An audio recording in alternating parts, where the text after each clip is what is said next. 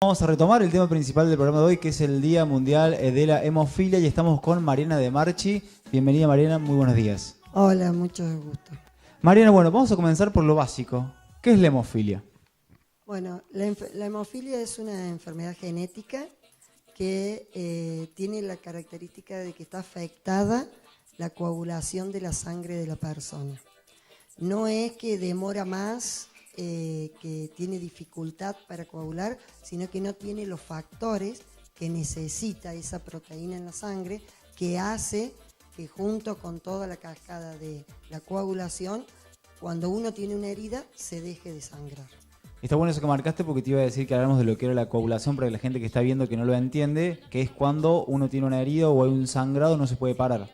Exactamente, el organismo, ¿sí?, tiene muchas funciones y cumple muchas actividades, y una de ellas es protegernos frente a una cortadura, frente a un golpe, frente a un evento donde hay ruptura y pérdida de sangre. Se activa y se desencadena todo el sistema de la coagulación, que hace que juntamente con las plaquetas se forme un trombito y eso deje de sangrar. Y eso nos preserva, porque sin sangre no hay vida. Entonces... Y recién hablamos de algo muy interesante, que era el tema de que la mujer, en este caso, es la portadora de la enfermedad y el varón es quien la padece. Sí, esto es una enfermedad que tiene la característica de que es la mujer la portadora, quiere decir que la va transmitiendo de generación a generación. Es totalmente asintomática la mujer no tiene problemas de coagulación, pero sí sus hijos varones van a ser los que van a sufrir la enfermedad. Las mujeres, las hijas mujeres, van a ser portadoras igual que ella, pero el hijo varón va a ser el que va a sufrir la enfermedad. ¿Y es una enfermedad que nos acompaña desde que nacemos o la podemos quizás descubrir de grande? No, es una enfermedad, es una alteración cromosómica que tiene que ver con que el individuo nace sin el factor 8 o el factor 9 de la coagulación. Entonces, esto se nace así y se va a estar toda la vida. Por eso la importancia de poder hacer el diagnóstico. ¿Y el diagnóstico cómo se realiza? ¿Cuando el niño apenas nace o se espera un tiempo prudencial? Eso seguro va marcando distintos tiempos de acuerdo a si el niño ha presentado alguna sintomatología. Hay varias variantes, digamos, está la hemofilia A y la hemofilia B, que tiene que ver con el factor que falta, y además hay una hemofilia leve, una hemofilia moderada y una hemofilia grave. Entonces, lo más importante acá es que se sospecha, se hace diagnóstico y a partir de ahí se estadifica, y en función de eso, ese niño debe tener, o ese adulto, los controles y los mecanismos que lo van a defender frente a cualquier inconveniente. Recién hablábamos de síntomas y me gustaría que me dijeras cuáles son a nivel general los síntomas que podemos observar para saber si un niño si tiene hemofilia. Sí, lo que pasa es que si es una hemofilia leve, él va a ver que se producen hematomas y hay sangrados. A lo mejor sangra la nariz por un golpe que cualquiera de nosotros no sangra o sangraría poco. El niño sangra y demora en dejar de sangrar. ¿Se da cuenta? O, por ejemplo, en cualquier golpe que cualquiera de nosotros haría un hematoma chiquito, en estas personas es un hematoma grande. Inclusive a lo mejor puede empezar a tener síntomas como dolores articulares, que tiene que ver cuando uno le hace los estudios a que ha sangrado esos lugares, y es ahí que le produce el dolor y la impotencia. Eso es cuando hablamos de una hemofilia leve. Ahora creo que vayamos a los demás niveles, la media y la extrema. Bueno, las hemofilias cuando son graves, digamos, son complejas, y fundamentalmente en las hemorragias que son espontáneas, porque acá uno puede sangrar a partir de un trauma, de un golpe externo, pero también puede ser espontáneamente. Y lo más grave que hay es los sangrados cerebrales, ¿sí?, y los sangrados en la garganta, porque eso va a terminar con seguramente la muerte del paciente. Por eso la importancia de poder estar concientizándonos. Dice que en 1989 la Federación Mundial de Hemofilia decidió empezar a concientizar y a trabajar sobre este tema para que no quede en lo oculto, porque es una incidencia muy baja. Dice que 1 de cada 10.000 personas tiene hemofilia. Quiere decir que los índices de hemofílicos no son altos, pero es una enfermedad grave. Entonces, hace 29 años que año a año se elige un eslogan y se trabaja para visibilizar la enfermedad. De hecho que este año el eslogan es concientizar sobre la enfermedad.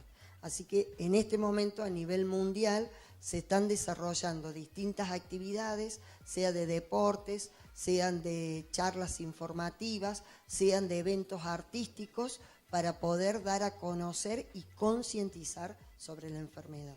Es muy importante que hablaste de los deportes porque te quería preguntar si un niño que padece hemofilia puede hacer lo que sería una vida normal en cuanto a lo que tiene que ver con los deportes, con las actividades de la escuela y demás. Eso todo lo va a dar la estadificación de la enfermedad, ¿sí? Esto solamente no va a poder hacer una vida normal y de acuerdo a la estadificación va a poder realizar las distintas actividades. Pero fundamentalmente lo que se hace mucho hincapié es en la protección. Entonces va a correr, las rodilleras, las coderas, y es para que cuando golpee el impacto no sea directo y evitar así el menor trauma y el menor sangrado. Estamos hablando que entonces una persona que padece hemofilia puede golpearse sin querer, se golpea como nos golpeamos nosotros comúnmente con una puerta, quizás se golpea la rodilla y eso le puede provocar un sangrado que si no es controlado puede derivar en su muerte. Claro, por eso la importancia del tratamiento, porque una persona que recibe el tratamiento que necesita, que es el factor de la coagulación, puede llevar una vida relativamente normal. Lo que pasa es que tiene que sí o sí tener el tratamiento adecuado. ¿Y ese tratamiento, Mariana, en qué se basa? ¿En medicación, en inyectables? ¿Cómo se lo da el paciente? ¿Se tiene que ir a una clínica a hacérselo?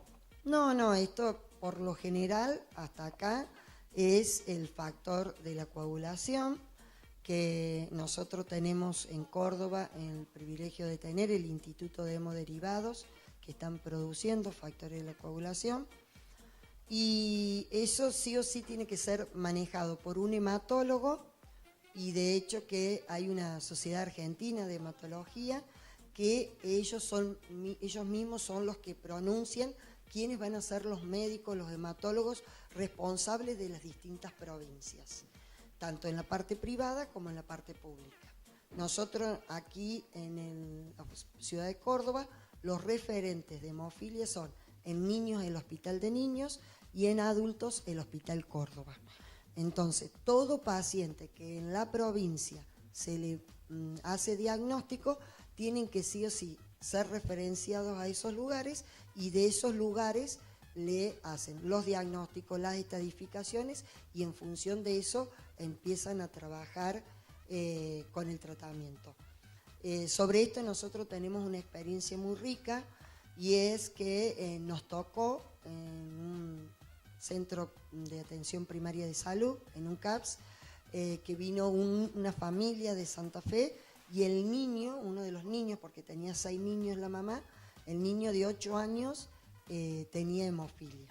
Así que se lo contactó, se le hizo bien la estadificación y de ahí se hizo diagnóstico del que el niño necesitaba que día de por medio se le colocara el factor de coagulación. Así que fue un trabajo de redes y articulado muy interesante, porque al principio el Instituto de Hemoderivado nos pedía que la mamá fuera la que fuera a retirar el suero para que recibiera el factor el niño.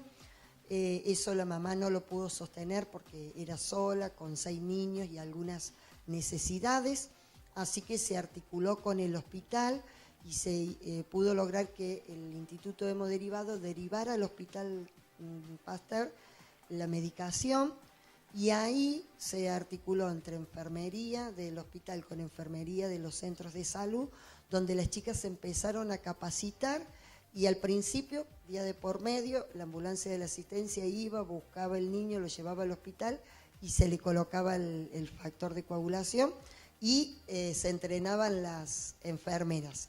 Y después ya las enfermeras pudieron hacerlo solas, así que se pasaba al centro de salud y directamente ahí en territorio, sobre la zona, se colocaba y se hacía el tratamiento del niño. Lo importante de esto que comentaba fuera del aire es que se capacitaba enfermera con enfermera, que las que ya sabían cómo hacerlo capacitaban a la que por ahí no tenía todavía el conocimiento pleno para llevarlo adelante. Seguro, porque como es como todo, nosotros vemos que todo lo inyectable tiene. El paciente, la enfermera que va a hacer oncología, tiene un entrenamiento porque la medicación oncológica no es el Reliberán o la ranitidina que te pueden estar colocando, ¿te das cuenta?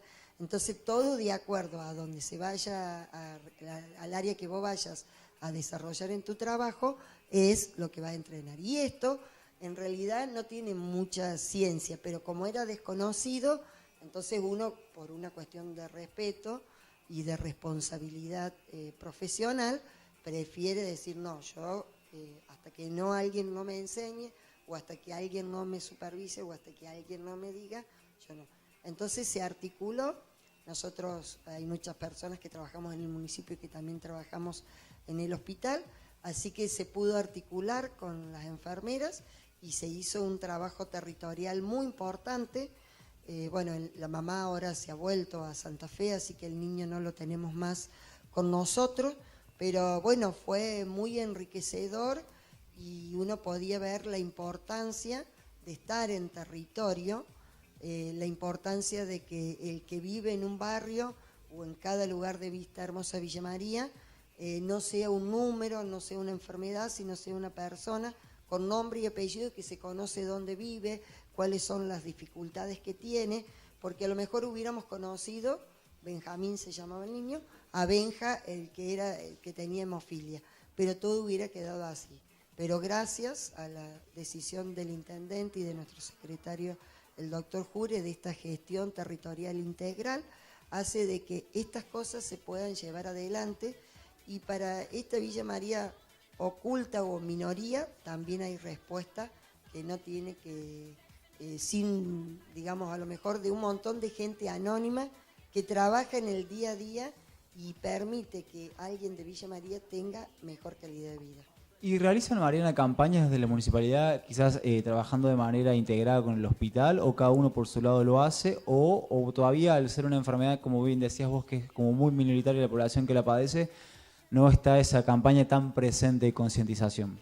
No, la verdad que no hemos trabajado. Normalmente se está buscando articular y hacer todas las cosas juntas. Yo de todos modos pregunté, el hospital no había planeado generar ninguna concientización ni ninguna difusión, pero creo que estaría bueno plantearse para años siguientes que podemos colaborar o cómo podemos ayudar en todo esto. ¿Y cómo sería una campaña? Porque me quedé pensando en esto de que se detecta tan de niño y que es tan menor. ¿Cómo haces para concientizar sobre el cuidado que debe tener realmente el paciente que la padece? Como todo esto a nivel mundial, se toma un eslogan y, por ejemplo, ahora era concientización. Entonces se decide, bueno, que se sale a la calle por distintos medios, no solamente médicos, porque de hecho se dan conferencias para decir qué es la patología, como están haciendo ustedes hoy acá, ¿sí? Pero también se ponen en escena otras cosas que llaman la atención y que hacen que por lo menos la gente se pregunte qué es la hemofilia y cómo podría estar tratándola o cómo podría saber, ¿sí?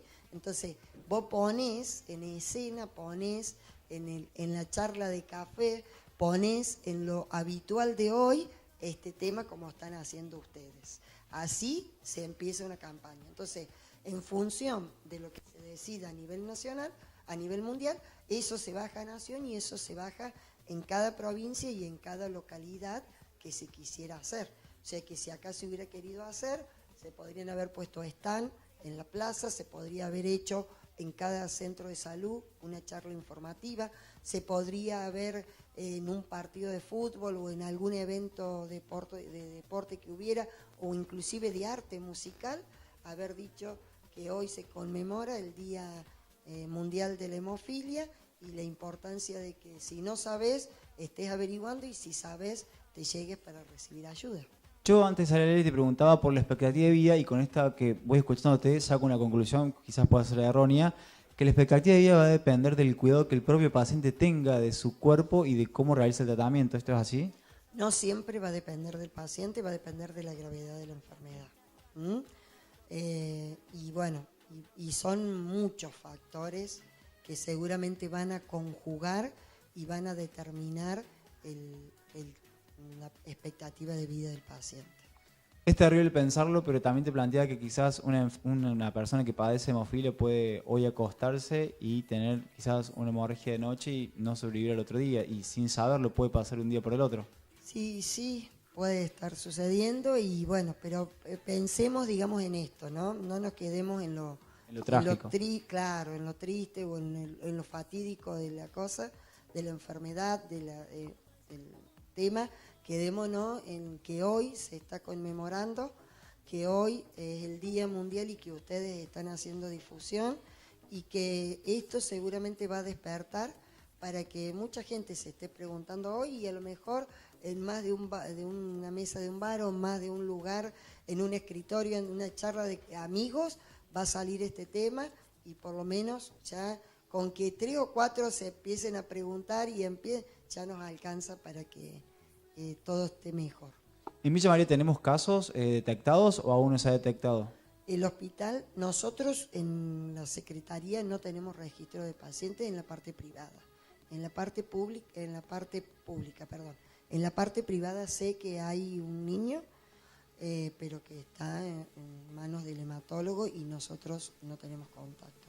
Y esta es una enfermedad que la obra social debe cubrir, la cubre porque es una enfermedad que está prevista para ser cubierta. Sí, esto está considerado enfermedad crónica. Así que como toda enfermedad crónica que tiene tratamiento, las obras sociales se deben hacer cargo de encargarse de garantizar el tratamiento y todo lo que el paciente necesite. ¿Y se da la posibilidad, Mariana, también de que siendo la mamá portadora puede que el hijo nazca sin la hemofilia, o puede que al ser portadora todos los hijos van a nacer con hemofilia, o puede que si tiene 2 hijos uno la tenga y otro no la tenga, siendo los 2 varones? No hay manera de que si la mamá es portadora los hijos vayan a ser sanos. No hay manera. Los hijos varones sí o sí van a padecer y las hijas mujeres van a ser portadoras. ¿Y esto se detecta en la mujer cuando piensa en ser mamá? ¿Hay algún estudio que pueda saber si es portadora? Y uno hace análisis convencional y donde, ya te digo, hay cuestiones que uno empieza a sospecharle y de ahí se va más profundo y se termina haciendo diagnóstico. Y no se puede, digamos, frenar la transmisión a sus hijos. No hay ningún método genético que lo pueda frenar. Por ahora, en el día de la fecha, no. Mariana, yo te quiero agradecer, la verdad que es muy importante que hayas tomado tiempo de venir. Como bien decías, es quizás una enfermedad que no es tan conocida, pero hay que empezar a generar estos espacios de conciencia donde la gente pueda charlar, donde se pueda conocer y sobre todas las cosas, generar la duda, el decir, despertarme para saber de qué se trata y cómo puedo colaborar. Muchísimas gracias por haber venido, Mariana, y te agradezco el trabajo que estás haciendo porque sé que estás como una gran impulsora de lo que tiene que ver con la hemofilia aquí en Villa María. Bueno, gracias y a su disposición, a cualquier cosa que necesiten, cualquier duda, estamos para servirles. Y ahora te pregunto, Mariana, ¿vos trabajás de lo que te gusta respondiendo la consigna del programa hoy? Sí, estaba escuchando cuando ingresé y si yo tuviera que elegir, elegiría ser médica. Muchas gracias, Mariana.